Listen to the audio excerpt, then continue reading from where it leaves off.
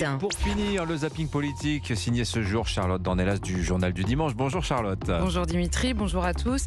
Outre l'appel à la censure d'un média par un collectif international contre la censure que vous évoquiez tout juste, la journée d'hier a été marquée à l'Assemblée par le sujet Mayotte. Sécurité, droit du sol, annonce et droit des étrangers.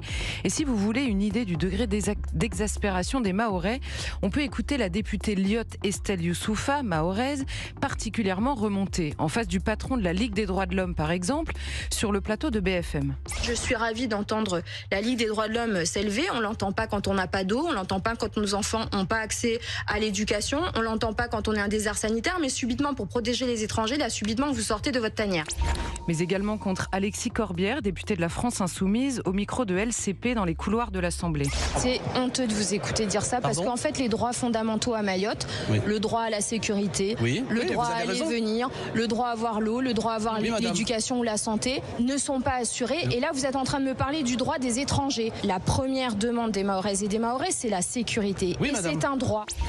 Ce à quoi le même Alexis Corbière a réagi, prévoyant une immense déception sur une partie des annonces faites par Gérald Darmanin.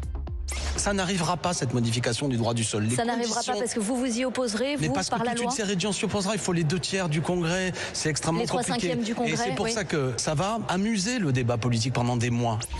Et puisque nous parlons de promesses, d'annonces et de déceptions, quelques tracteurs étaient devant l'Assemblée nationale hier et le reste des agriculteurs répètent qu'ils sont prêts à repartir. Ce céréalier, par exemple, au micro de BFM. Vous savez, nous, les paysans, on est pragmatiques. On a pour habitude de dire que c'est à la fin de la foire aux bestiaux qu'on compte les bouses. La fin de la foire aux bestiaux, en l'occurrence, là, c'est le salon. Et des bestiaux, en fait, il n'y en a pas beaucoup. On a encore l'impression de se faire balader. Donc oui, les tracteurs sont chauds, prêts à sortir et on garde la pression. Mais avec les tracteurs, vous n'avez encore rien vu. Écoutez attentivement Olivier Saleron, président de la Fédération française du bâtiment, au micro de BFM Business. On a des grues qui font 36 tonnes, c'est l'équivalent de 20 tracteurs. Quand les grues vont quitter les chantiers, puisqu'il n'y aura plus de chantier, au lieu d'aller dans les ateliers, peut-être qu'elles vont se poser sur les périphériques ou sur quelques ronds-points ou sur quelques tours. Ça promet. Mais là, je ne pourrais pas retenir ma base. La France ne manque pas de gens en colère et la nouvelle ministre de l'Éducation nationale a abordé le terrible sujet du harcèlement scolaire. Le constat est archi connu. Les établissements demandent une marche de main-d'œuvre, de pouvoir s'adapter, de prendre des décisions.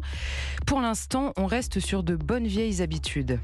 Nous souhaitions renforcer la mise en œuvre de ce plan avec d'une part la création d'un baromètre annuel sur le harcèlement qui sera une enquête comme celle qui a été menée cette année mais qui aura lieu chaque année. Contre le harcèlement, un baromètre donc. Merci beaucoup Charlotte Dornelas, votre zapping politique. On vous retrouve mercredi prochain.